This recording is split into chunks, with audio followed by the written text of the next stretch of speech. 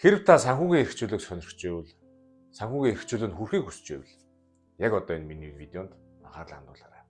Хэрв та энэ видеог дуустал нь үзнээр санхүүгийн эрхчлөлөнд нэг ч гэсэн алхам ойртголно.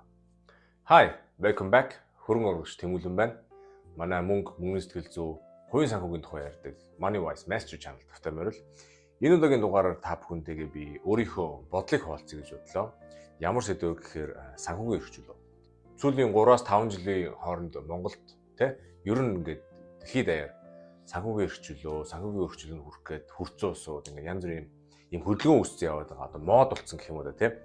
Тэгээд энэ дунд санхүүгийн эрхчлөлөнд хүрсэн хүн байгаа, хүрэх гээд явж байгаа хүн байгаа. Тэгээд яаж хүрэхээ мэдгүй хүмүүс байгаа. Янз бүрийн тий хүмүүс байгаа. Тэгээд тэр хүмүүс зориулаад би өөрийнхөө юу гэж боддог, санхүүгийн эрхчлөө гэдэг юу гэж боддог бодлыг хуваалцъя гэж бодлоо. За энэ сэдвийг ингээд 3 одоо бүлэгт ингээ хуваагаад ярилцъя гэж бодлоо. За нэгдүгээрт нь санхүүгийн эрхчлөө гэж юу юм? Санхүүгийн эрхчлөө ер нь хүн хүний хувьд ямар ойлголт байдгийг. За хоёрдугаарт нь болонгод өөрийнхөө санхүүг яаж тодорхойлох юм те? Миний хувьд санхүүгийн эрхчлөө гэж юу юм гэдгийг өөрөө мэдэх хэрэгтэй. За гуравдугаарт нь болонгод те санхүүгийн эрхчлөөг тодорхойлцсон. Тэрэндээ одоо яаж хүрэх юм? Яаж эхлэх юм те? Энэ тухай энэ 3 зүйлийн тухай ингээ ярилцъя гэж бодлоо. Ингээд хамт байгаарай. Let's talk about money. За нэгдүгээрт нь санхүүгийн эрхчлөө гэдэг бол хүн хүний хувьд харьцангуй ойлголт байдаг.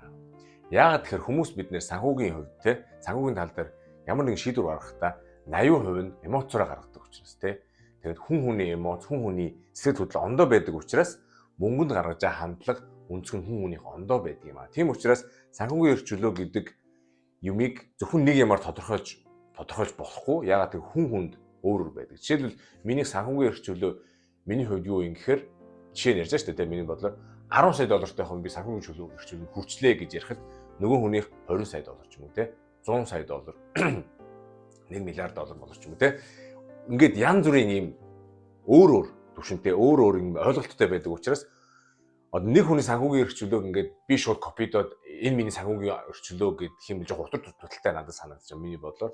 Тийм учраас хоёрдугаарт нь өөрийнхөө санхүүгийн эрхчлөөг тодорхойлох нь маш чухал. За энэ дээр би нэг жишээ авъя өөрөх дээр. За миний хувьд санхүүгийн эрхчлөө гэдэг юм мэддгүй явж исэн. Тэгээд жоох юм уушаад ингээ подкаст сонсоод хүмүүсийн ингээ ярьж сонсоод ингээ эргцүүл ингээ бодоход хүн хүний санхүүгийн эрхчлөө, хүн хүний үндэс, хүн хүний ойлголт нь ондоо байдаг учраас миний хөрн яг юу юм болоо гэд хайж үзээд тэгээд би ийм шийдэлд хүрсэн. Миний санхүүгийн эрхчлөө одоогийн байдлаар яг өнөөдрийн ситуацийг ингээ хараад үзэхэд миний сарын fix cost миний амьдралдаа зарцуулж байгаа сарын fix cost-о ажил хийхгүйгээр өөрийнхөө үн цэнзэн цагийг мөнгөөр солихгүйгээр зүгээр дуртай юмаа хийгээд тэр миний fix cost ингээд зүгээр миний над дээр ингээд орж ирж идэг. Тэгэх юм бол тэр миний хувьд санхүүгийн эрхчлөө юм аа. Яг тэгэхээр би ямар нэгэн ажилд ингэж түүртэж өөрийнхөө үн цэнзэн цагийг мөнгөөр солихгүйгээр зүгээр надад ингээд сул мөнгө орж passive income ингээд сул мөнгө орж ирж байгаа. Тэгээд би өөрийнхөө дуртай юмыг YouTube хийдэг юм уу, podcast, comedy, өөр юу гэдэг цагсаа тоглодог ч юм уу тиймэрхүү дуртай юмаа хийх эрхчлөө надад ингээд байж ивэл тэр нь миний хувьд санхүүгийн эрхчлөө. За 3 дугаарт нь болонгууд санхүүгийн эрхчлөөг тодорхойлж өөрийнхөө хувьд За миний хувьд бол жишээ нь $10,000 сард миний fix cost, миний амьдралд одоо бүх юу гэдэг юм, байр, цахилгаан, дулаан, интернет бүх юмдаа ингээд төлөөд дараа нь хоол унд идэж уух тэгээд ийшээ зугаалах болох бүх юм чинь нийлээд сарын $10,000 байлаа гэж байна. За тэр маань хаа нэгэн газараас орж ирэх ёстой Окей, за яаж хийх вэ тэрийг? Энэ бол янз бүрийн арга байгаа. Хөрөнгө оруулж болж, жижигхэн бизнес эхэлж болж, бизнес худалдаж авч болж, янз бүрийн арга байгаа Тийм учраас эхлээд барайгаа тодорхойлох нь чухал зорилгоо.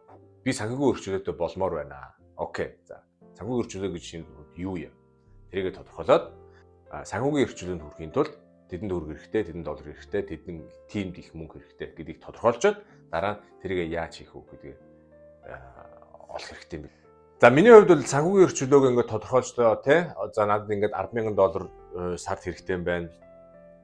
За миний хувьд бол би юу гэж боддог гэхээр хүн ажил хийхэд бол нэг буруудах юм байхгүй. Ягаад тэгэхээр сүүлийн үед интернетээр хүмүүс одоо маань инфлюенсерүүд одоо гадаадын инфлюенсерүүд ер нь янз бүрийн инфлюенсерүүд чи ажил хийж хэрэггүй мөрөөдлөө олох юм уу шууд ажилласаа гар чи шууд баян болно санхүүгийн эрхчлөөнд хүрнэ ингээд жоохон тийм нэг миний хувьд бол те ингээд хүмүүсийг нэг жоох ингээд худлаа хөөргсөн юм яриад байгаа байхгүй юу.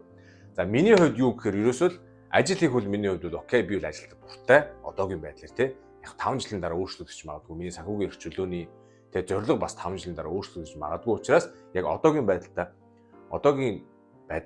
ажилдаа би дуртай. Өөрийнхөө хийж чадлаа дуртай. Тэрнийхээ хажуугаар дуртай YouTube хийж гин, өөр юу гэдгийг сагсаад оруулж гин, шүүгчээ хийж гин, комедиг хийж гин, тэ янз бүрийн мангид хийх гээд явж байгаа. Тэгээд хамгийн гол нь миний approach, миний одоо тэ санхүүгийн эрх чөлөөнд хүрэх арга нь юу юм бэ гэхээр ерөөсөө хөрөнгө оруулалт.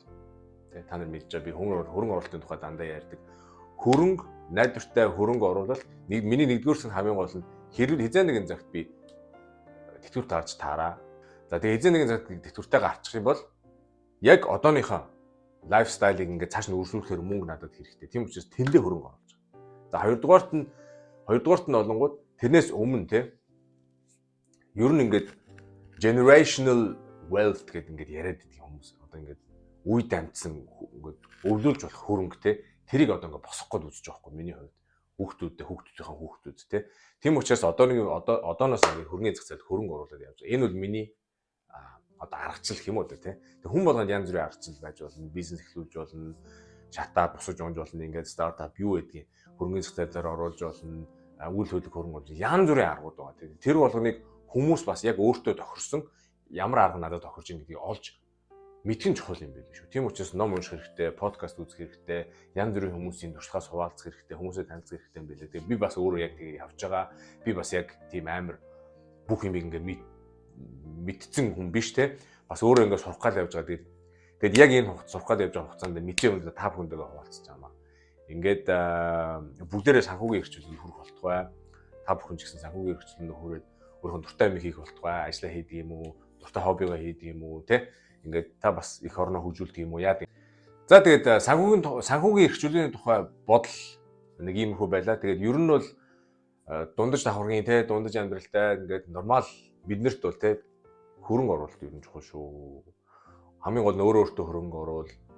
Хөрөнгөний зах зээлд хөрөнгө оруул. Одооноос жоохон хөрөнгөө те мөнгөө цааш нь хадгаал далт хий. Тэгээд тэрнээ хөрөнгө оруул, мөнгөө өсөв, мөнгөө ажилуул, тэрнээсээ ингээд ашиг хүрт.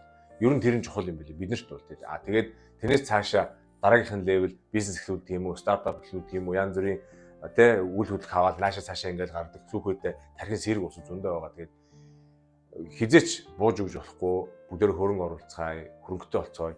Ингээд энэ хүртэл хамт байсан та бүхэнд баярлалаа.